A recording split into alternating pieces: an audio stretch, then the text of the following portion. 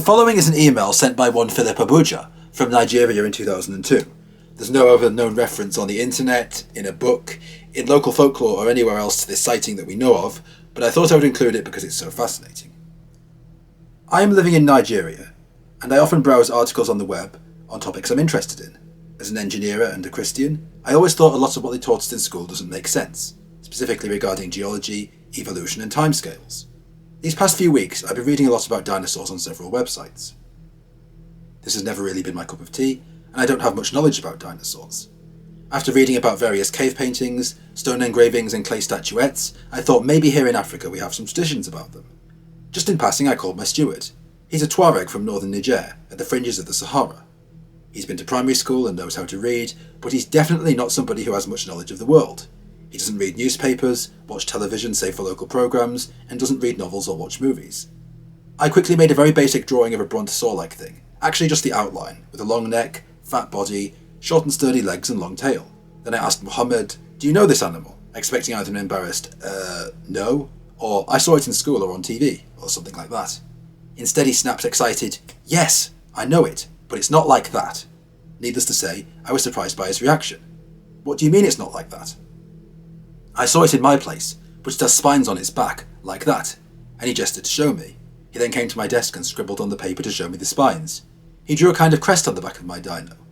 He was agitated and started telling me the following story. "They killed one in my place, Arlit, 15 years ago. The soldiers killed him. Nobody knows where it came from, maybe from the mines, but also some people said it was because of the earthquake. There was an earthquake, or maybe thunder hit the ground, I don't know, but there was a huge crack, wide, somebody couldn't jump across it, and very long, maybe 1 kilometre. Anyway, people were afraid, and there was this animal, some shepherds saw it in the brush, it was attacking their flocks. They were afraid, because they had never seen something like that. They ran and called people and the soldiers. The animal was spitting fire. He would hunch his back, all the spines would stand, they were sharp, he would lower his neck and spit fire. Like these things the soldiers wear on their back that spit fire, the same. The soldiers killed him, and they took it to the prefecture, because they wanted everyone to see it was dead, because people were afraid and talking too much, and they even refused to go to the mine to work. I saw it there with my eyes.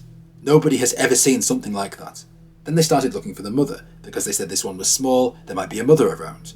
They called the French people from the company, and they said they knew the animal, but it wasn't possible, that it didn't exist in Africa. One of them took a lot of pictures. I knew him, and he told me this animal was laying eggs, like a chicken, and that he would sit on top and hatch. They looked all over the place, in the brush and in the Sahara maybe for a month, but they didn't find anything. Afterward, the soldiers said it was even forbidden to talk about it, because people were restless about it, some people left the place, some people refused to work, and the soldiers there didn't want unrest. I was more than surprised, and all along he was sounding so true, so sure of what he was saying, that I asked him more details on the animal. Again, he was just telling them as a first-person thing, without the slightest hesitation, and citing names of people who were there when this happened.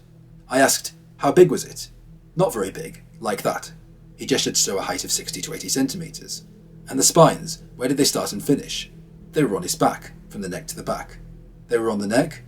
"No, they started at the base of the neck, and they finished before the tail." "How were the legs?" "He had 4 legs, short." "Were they different at the front and the back?" "No, they were the same." "And the feet?"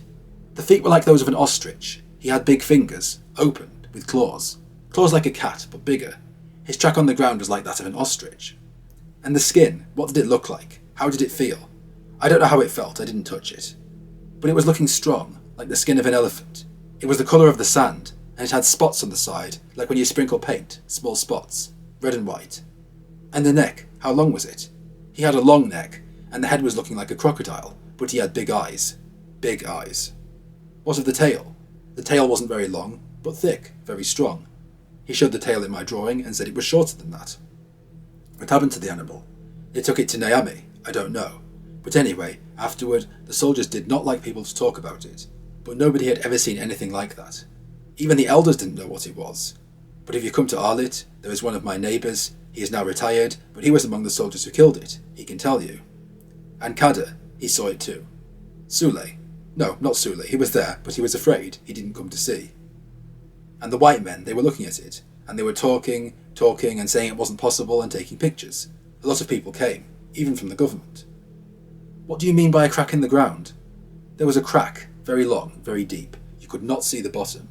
The crack was long, like from here to the roundabout, about 300 to 400 metres. I don't know how the crack happened. I didn't feel any earthquake, nor did anyone I know. The crack just happened one day. People were wondering. And it's the next day they saw the animal. So the people were saying it came from there, and some said it came from the mine. What happened to the crack? Now they've closed it. After some time there was water seeping out of it, and they filled it with rubble. They pushed in machines to put stones and soil in it. They put concrete on top. But up to today, there's water coming out. Water? How? Not much. It's like when a pipe is broken in the ground. Even if you put soil on top, there is humidity coming around. This is why they closed it. The engineers said the water was coming from deep in the ground, and that it would become worse. So the government had the crack closed. Now, I know perfectly well that this would be totally unacceptable as evidence anywhere, and it doesn't have value except for me who knows the man, and could really assess how true he was sounding. But I would like to know if the description of the animal corresponds to any known dinosaur, and if there's any other report of the same story by someone else. According to Mohammed, this happened in 1984, and engineers from Cominac, the uranium mining company, saw the animal. I wouldn't mind to go and spend some days in Arlit, to find out about the whole thing. Too many things are mentioned and can be verified, like the occurrence of a fault and the great number of witnesses. I would be grateful if you could give me your opinion about the animal mentioned, and any other information you have. All this information on the Niger Firespitter comes from a single email, it has to be emphasised, from a man whose servant had seen it. This makes the entire case entirely hearsay, but there is some things that make the story more believable. It was added that the front and back legs were the same length and clawed, which is much like how scientists today would describe a Spinosaurus. And we have to remember that this email was sent in 2002, before the Spinosaurus was described as quadrupedal in 2014. But what do you guys think? Do any of you know any information on the Spinosaurus possibly existing in Niger? Have any of you seen it? Have you heard any folktales about it, or do you know anyone who has? I definitely incline toward believing that this must be a juvenile, because it has to be remembered that people's eye size, and indeed creatures' eye size, does not change in the slightest. You know, eyes stay the same size as one grows older from infancy. So if this was a tiny creature, much tinier than today's known size of a Spinosaurus, it looked like a Spinosaurus, it moved like a Spinosaurus, it was quadrupedal like a Spinosaurus, and it could spit fire. Well, we don't know if Spinosaurus could do that, but it had very large eyes. It's almost certain that this was a young one, which has led a number of people to speculate on what could have happened. Maybe there was some kind of underground chamber where the baby Spinosaurus had been trapped since the extinction of the dinosaurs, and this crack in the ground was some kind of earthquake or other reaction that had let it loose.